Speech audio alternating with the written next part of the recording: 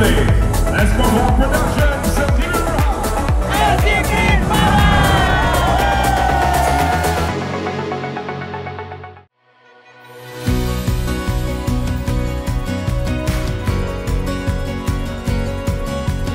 Hai, saya Kuya, Creative Content Director of Lego Park Production.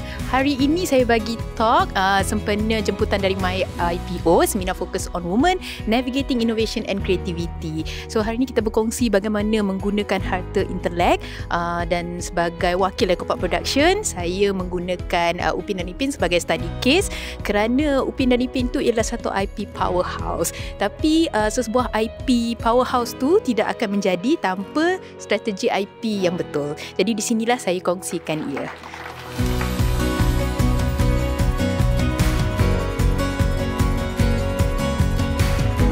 Saya Azlin daripada bahagian patent. So untuk sesi hari ini kita ada seminar lah untuk menghargai lah sumbangan-sumbangan wanita dan juga menggalakkan lah lebih banyak inovasi lah dan dihasilkan daripada kaum wanita. Kita jemput Lego Park to be here today to share their experience journey in IP, dan kita tahu Lego Park one of the prominent jugalah producer in IP in terms of many things, trademark, copyrights. And daripada kita punya sesi hari ini, kita juga memberi inspirasi lah kepada new business untuk strategi bagaimana untuk they leverage on their IP lah untuk kepentingan bisnes masing-masing. So saya harap program hari ini memberi manfaat kepada semua dan kita lebih ramai lagi lah partisipan dan terlibat dalam industri harta intelek di Malaysia lah. Saya Dr. Rika daripada Universiti Islam Antarabangsa Malaysia, dan saya sangat inspired lah by the sharing daripada Miss Nakuyah kan regarding Lego Park punya journey, and sangat kagum lah dengan macam mana Lego Park ni dia bukan fikir small tau, dia fikir global and vision dia untuk bawa Malaysia tu globally.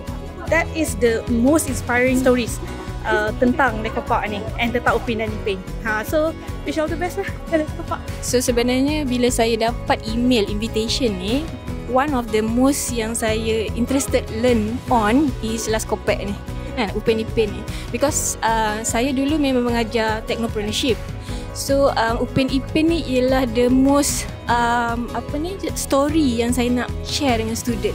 Macam mana dia expand dia punya trademark, dia punya copyright, IP lah on the IP issues, dan the creative idea.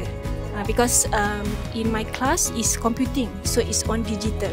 So very interesting to listen Miss Nakuyah punya presentation and sharing. Tapi if I get a chance, saya memang interested to learn more, and I look forward lah if Sunway University can collaborate with Laskopek also.